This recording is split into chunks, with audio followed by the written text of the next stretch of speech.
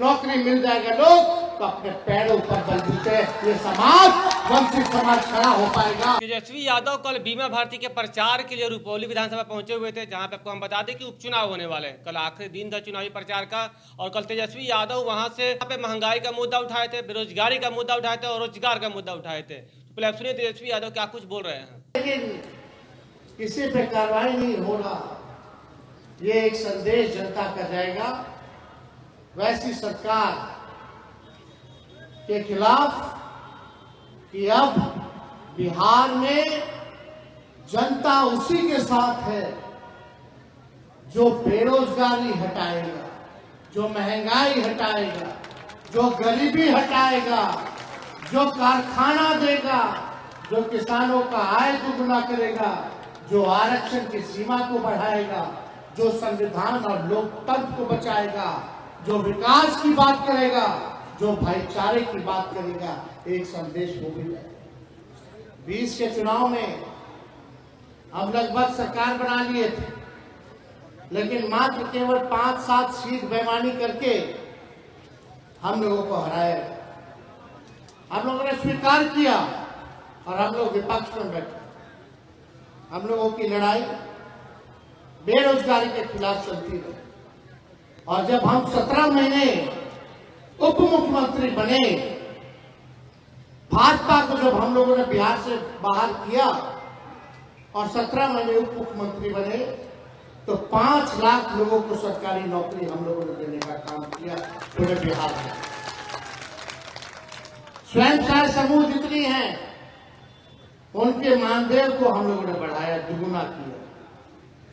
हम लोगों ने जाति आधारित गणना कराया और उसी जाति आधारित गणना के हिसाब से 75% जो है आरक्षण की सीमा हम लोगों ने बढ़ाया। किन किन लोगों का बढ़ाया हम लोगों ने आरक्षण? उस 17 महीने में अति पिछड़े समाज का, पिछड़े समाज का, आदिवासी समाज का, दलित समाज का, इन लोगों का हम लोगों ने जो है आरक्षण बढ़ाने का काम किया।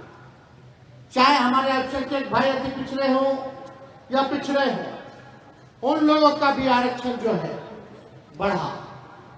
लेकिन जिसका डर था, हम बोल रहे थे बार बार पिछले चुनाव में कि भाई ये सरकार अगर बन जाएगी तो ये लोग आरक्षण को खत्म करना चाहते हैं, संविधान को खत्म करना चाहते। चुनाव खत्म हुआ लोकसभा का, जो हम लोगों ने 75% आरक्षण की सीमा बढ़ाई थी उसको भाजपा के लोगों ने कोर्ट में जाकर के रुकवाने का काम किया।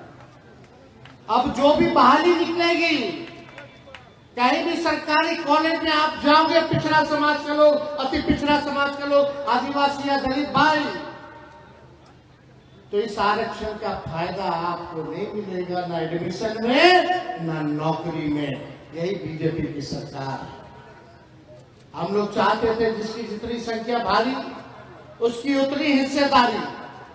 जिन लोगों का आरक्षण हम लोगों ने बढ़ाया था ताकि नौकरी में आप लोगों को आरक्षित रहेगा सीट, कॉलेज में आप लोगों का सीट आरक्षित रहेगा ताकि पढ़ लिख लेगा लोग, नौकरी मिल जाएगा लोग, तो अपने पैरों पर बलबूते ये समाज वंचित समाज खड़ा हो पाएगा।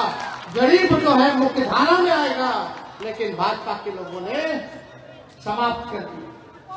हम नीतीश जी को कहते रहेंगे, नीतीश जी को हम कहते रहेंगे कि शेड्यूल 9 में डालिए। जब हम लोग कैबिनेट में थे तो हम लोगों ने भारत सरकार में भी लिख के भेजा कि प्रधानमंत्री जी इसको शेड्यूल 9 में डालिए।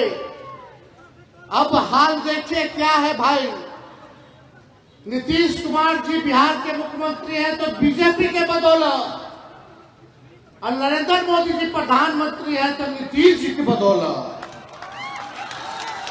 अब आप बताओ बिहार की जनता, अब आरक्षण को जो हमारा आरक्षण 75% था, अब तो नीतीश जी के हाथ में है।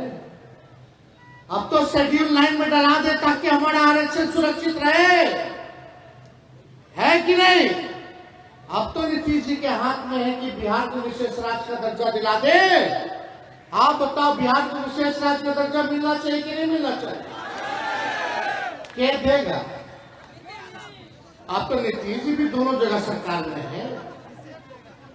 खाली मांग करते हैं कि हमको भी चाहिए विकास, हमको भी विशेष राज्य का दर्जा चाहिए। आपको आप ही देने वाले हैं, भारत सरकार में भी आप हैं और बिहार सरकार में भी आपकी एनडीए की सरकार। लेकिन एक बात बताओ, आप लोग लिख करके ले लीजिए, हम धन्यवाद देते हैं देश की जनता। ये विधानसभा ग्रामीण इलाका है, सब्जी का दाम कितना है? कोई ऐसा सब्जी बता दे जो 40 रुपए के नीचे का हो? मसाला, तेल, गैस सिलेंडर तो 1200। बताइए महंगा हुआ कि नहीं हुआ? यही आलू 5 रुपया 10 रुपया किलो मिलता था, आज जो है 30-35 रुपया किलो मिल रहा है। अब पटना चले जाएगा तो कम से कम 45 रुपया किलो खाली आलू में मिल रहा है। गोभी का दाम देखिए, परवल का दाम जाके देखिए, साग सब्जी का दाम जाकर के देखिए, तेल मसाला का दाम दे करके देखिए। कहां से घर चले, कहां से? एक तो सरकार नौकरी नहीं दे रही है, दूसरे ओर महंगाई बढ़ा रही है। तो हम लोगों की लड़ाई आप लोगों के लिए, ज्यादा समय नहीं है।